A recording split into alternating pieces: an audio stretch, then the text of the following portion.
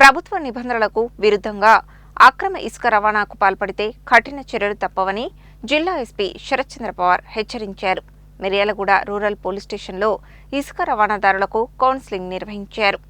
Miryalaguda rural police స్టేషన్లో ఇసుక రవాణా ట్రాక్టర్ డ్రైవర్లు, యజమానులు అక్రమ రవాణాకు పాల్పడుతున్న వారితో జిల్లా ఎస్పీ శరత్ చంద్ర పవార్ ప్రత్యేక కౌన్సిలింగ్ సమావేశం నిర్వహించి అవగాహన కల్పించారు. ఈ సందర్భంగా ఎస్పీ మాట్లాడుతూ, జిల్లాలో అక్రమ ఇసుక రవాణాపై పోలీసులు కట్టుదిట్టమైన చర్యలు చేపట్టడంతో ప్రభుత్వ ఆదాయం గణనీయంగా పెరిగిందన్నారు.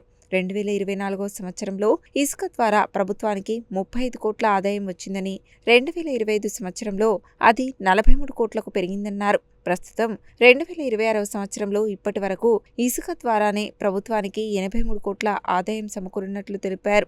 నల్గొండ జిల్లా పరిధిలో ఈ సంవత్సరం ఇప్పటి వరకు దాదాపు 196 అక్రమ ఇసుక రవాణా కేసులు నమోదు చేసినట్లు వెల్లడించారు. రాష్ట్ర ప్రభుత్వం అక్రమ ఇసుక రవాణాపై అత్యంత సీరియస్ గా ఉందని, చట్ట వ్యతిరేకంగా ఇసుక తరలింపుకు పాల్పడిన వారిపై కేసులు నమోదు చేసి వాహనాలను సీజ్ చేయడం జరుగుతుందని స్పష్టం చేశారు. అనుమతులు లేకుండా ఇసుక తరలించడం, అధిక లోడ్తో వాహనాలు నడపడం, నకిలీ బిల్లులతో రవాణా చేయడం వంటి చర్యలు నేరమని తెలిపారు. రాత్రి వేళల్లో గుట్టుచప్పుడు కాకుండా ఇసుక తరలింపుపై ప్రత్యేక నిఘా కొనసాగుతోందన్నారు. ట్రాక్టర్ డ్రైవర్లు ట్రాఫిక్ నిబంధనలు పాటించాలని, మద్యం సేవించి వాహనాలు నడపరాదని సూచించారు.